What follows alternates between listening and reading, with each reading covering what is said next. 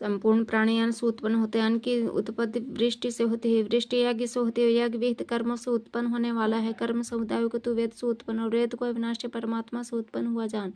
इससे सिद्ध होता है कि सर्वव्यापी परम अक्षर परमात्मा सदा ही यज्ञ में प्रतिष्ठित है पार्थ।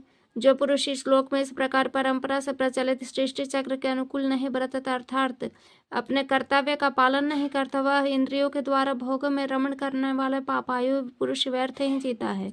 परंतु जो मनुष्य आत्मा में ही रमण करने वालों, आत्मा में ही तृप्त तथा आत्मा में ही संतुष्ट है, उसके लिए कोई कर्तव्य नहीं है।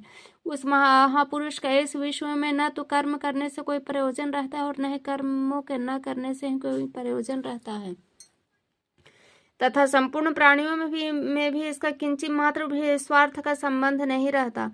इसलिए तू निरंतर आसक्ति से रहित होकर सदा कर्तव्य कर्म को भले भांति करता रह, क्योंकि आसक्ति से रहित होकर कर्म करता हुआ मनुष्य परमात्मा को प्राप्त हो जाता है।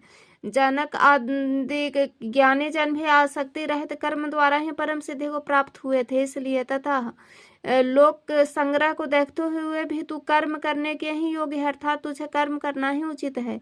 श्रेष्ठ पुरुष जो जो आचरण करता है न पुरुष पे वैसा वैसा ही आचरण करते हैं। वह जो कुछ प्रमाण कर देता है समस्त मनुष्य समुदाय उसके अनुसार बरतने लग जाता है।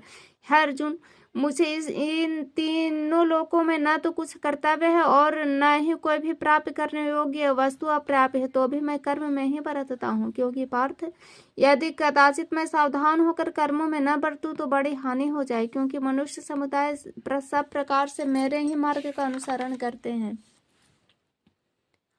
इसलिए यदि मैं कर्म न करूं तो सब मनुष्य नष्ट भ्रष्ट हो जाए और मैं संकरता का करने वाला हूं तथा इस समस्त प्रजा को नष्ट करने वाला बनूं। हे भारत, कर्म में आसक्त हुए अज्ञानी जिस प्रकार कर्म करते हैं, आसक्ति रहित विद्वान भी लोक संग्रह करना चाहता हो उसी प्रकार हम कर्म करें।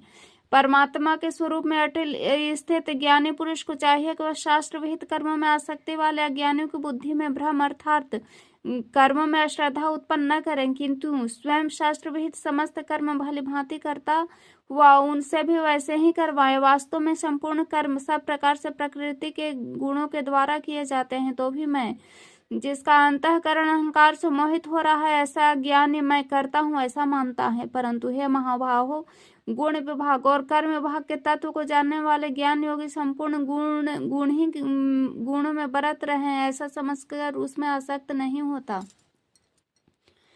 प्रकृति के गुणों से उत्पन्न मोहित हुए मनुष्य गुणों में और कर्म में आसक्त रहते हैं। उन संपूर्णतया न समझने वाले मन बुद्धि अज्ञानियों के